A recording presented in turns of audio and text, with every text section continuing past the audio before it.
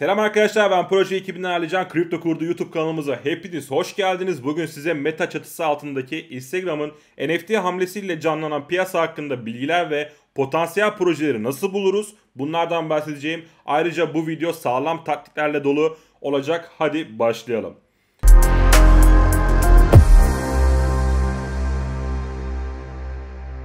Bildiğiniz üzere Facebook'un sahibi Mark Zuckerberg Web3'ü desteklediğini ve bunun doğrultusunda çok ciddi yatırımlar ve yenilikler yaptığını görüyoruz geçtiğimiz bir yıl içerisinde. Ve bugün de Instagram'a dijital koleksiyon diye adlandırdığı NFT koleksiyonlarının entegrasyon haberi geldi. Bunun üzerine Polygon, Flow, RSS3 ve Arweave ciddi bir şekilde fiyatlandı arkadaşlar.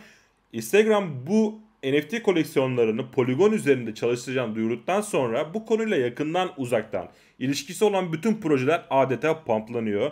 Yatırım yaparken ciddi araştırmalar yapılması gerekiyor. Nedeni de şu: her proje ve yatırımcıları bu gelişmeyi kendi lehine çeviriyor olması. Birazdan bu projeleri nasıl buluruz? Bunu da sizlere göstereceğim. Oldukça basit, kimseye ihtiyaç duymadan uygulanabilir bir taktik göstereceğim. Öncelikle gelişmeler hakkında kısa bilgiler vermek istiyorum. Dün Meta tarafında açıklanan duyuruya göre Instagram üzerinde NFT koleksiyonları üretilebilecek, alınıp satılabilecek ve NFT'ler Instagram dışında platformlarda da satışa sunulabilecek arkadaşlar. Alım, satım ve NFT üretme gibi bedeller uygulama içi satın alma tarifesiyle olacak.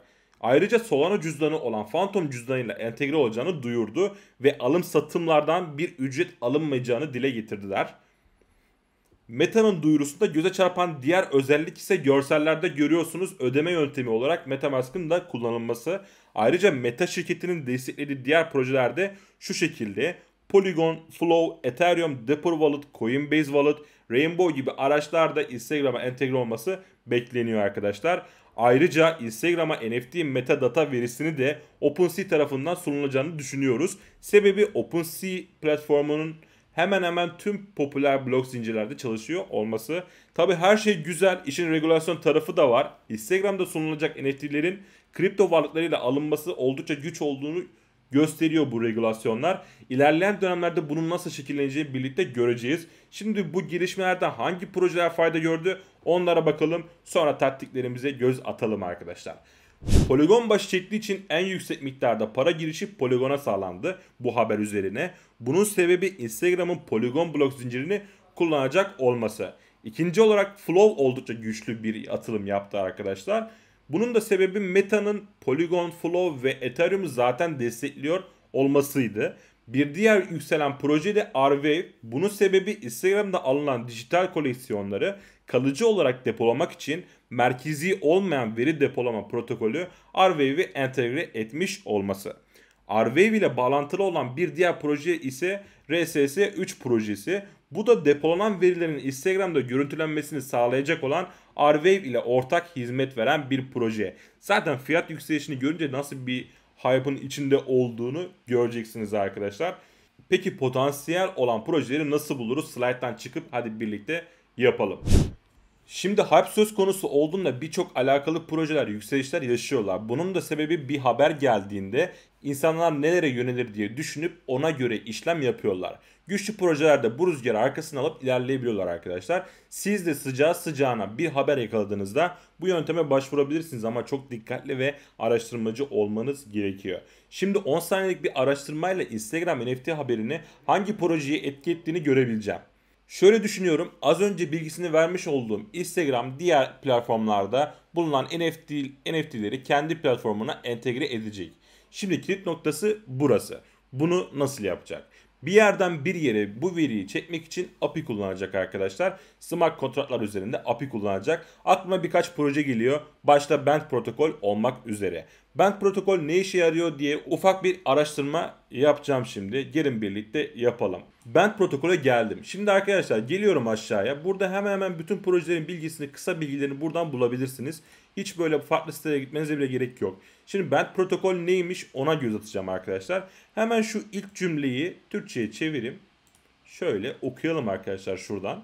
Band protokolü gerçek dünya verilerini alıp zincir üstü uygulamaları tedarik edebilen, ayrıca zincir içi ve zincir dışı arasında bilgi alışverişini kolaylaştırmak için API'leri akıllı sözleşmelere bağlayabilen bir zincirler arası veri Oracle platformuymuş arkadaşlar bu. Şimdi aklımıza ne geldi arkadaşlar? Instagram'ın az önce söylediğim haberi geldi değil mi? Diğer NFT projelerini Instagram'a çekecek. O zaman burada Band'i kullanabilecek. Bakın piyasa buradaki olabilecek potansiyele göre işlemler yapıyorlar arkadaşlar.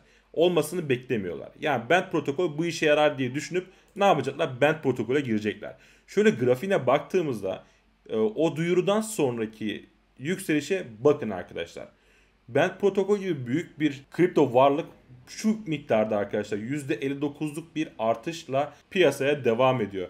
Unutmayın biz şu an ayı piyasasındayız ve Band protokol bu piyasada %60'a varan yükselişler yaşadı. Bakın 10 saniyemi harcadım. Instagram hype'ından yararlanabileceğimi düşündüm. Siz de bu şekilde yatırımlarınızı yönlendirebilirsiniz. Tabi bunu yapmak için kanalımızın felsefesi olan çalış, öğren, kazan, work, learn, earn diyoruz arkadaşlar. Bu motto ile ilerlememiz gerekiyor. Yani burada API'nin kilit noktası olduğunu görüp bu hizmeti hangi projenin verdiğini önceden bilmeniz gerekiyor ki hızlı aksiyon alabilirsiniz. Şimdi gelelim bir diğer 10 saniyelik araştırmamıza. Burada farklı bir yöntemle ilerleyeceğiz arkadaşlar. Bakın RWave yükselmiş, arkasından ne gelebilir diye düşünebilirsiniz. Bunu aynı şey gibi düşünebilirsiniz arkadaşlar. Doge yükseldiğinde arkasından Shiba'nın gelmesi gibi düşüneceğiz. Şimdi RWave yükselmiş çünkü Instagram'la entegre olmuş, beraber çalışıyorlar. O zaman ben geliyorum arkadaşlar CoinMarketCap'e. Buradan geleceğim, şu kısma geleceğim. Etiketleri görüyorsunuz. Şu kısma geliyorum, hangi kategoride olduğunu, hangi alanda çalıştığını göreceğim arkadaşlar. Şu endüstri kısmına geliyorum ve file sharing'i görüyorum. Şimdi arkadaşlar eğer bu piyasada birkaç ay geçirdiyseniz file sharing deyince aklınıza direkt ne gelecektir? Bu soruyu size yanıtlamanızı bekliyorum. Tabii ki Filecoin yani Filecoin gelecektir arkadaşlar buraya. Hemen şöyle tıklayabilirim üstüne. Tıklıyorum. Bu kategoride olan bütün projeleri gösteriyor arkadaşlar. Bakın gördüğünüz gibi Filecoin bu piyasada 24 saatte %14'lük bir artış sağlamış. Ki bu %14'lük artış arkadaşlar 34. sıradaki bir coin için mükemmel bir artış diyebiliriz. Siz burada ne yapacaksınız arkadaşlar? Bir haber geldiğinde yükselen bir coin gördüğünüzde onu girmek yerine onunla alakalı olan, onunla beraber gidebilecek olan projeleri az önce gösterdiğim iki taktik gibi arkadaşlar ne yapacaksınız? O trene binmiş olacaksınız. Tabi burada arkadaşlar şu an dikkat etmeniz gerekiyor. Şimdi ben bu kategoriyi açtım. Buradaki her bu kategoride olan her proje yükselir diye düşünmeyeceksiniz tabii ki. Ben burada Filecoin'in ne olduğunu, işte ne iş yaptığını veya potansiyelini biliyorum. Bunu siz de biliyorsunuzdur. Yeniler için ne yapacaklar arkadaşlar? Yeniler yani bu piyasaya çok hakim olmayanlar ne yapacaklar? Gelecekler buradaki projeleri tek tek inceleyecekler ve hangisinin daha iyi olduğunu, hangisinin daha potansiyelli olduğunu az çok okuyup öğrenip ona göre karar verecekler arkadaşlar. Yani ben burada bu kategoride BTT var diye BTT'ye girersem zarar ederim arkadaşlar. Yani öyle düz mantık yok. Her zaman söylediğimiz gibi çok çalışacağız, çok öğreneceğiz ve çok kazanacağız hep birlikte. Evet arkadaşlar sizler için bugün piyasayı canlandıran haberi ve bunun arkasından neler yapabileceğimizi göstermiş oldum. Yükselişler hızlı oldu. Tabi siz bu yükselişi kaçırdıysanız trene en son binenlerden olmayın arkadaşlar. Yine kendi araştırmanızı yapın. Eğer bir hype çok yükseldiyse, bir proje çok yükseldiyse buna girmek zorunda değilsiniz. Buradaki paylaşımların yani buradaki gösterdiğim hiçbir proje yatırım tavsiyesi değildir. Bunu da unutmayın. Sizleri çok seviyoruz. Videoyu beğenmeyi, kanalımıza abone olmayı unutmayın. Hoşçakalın.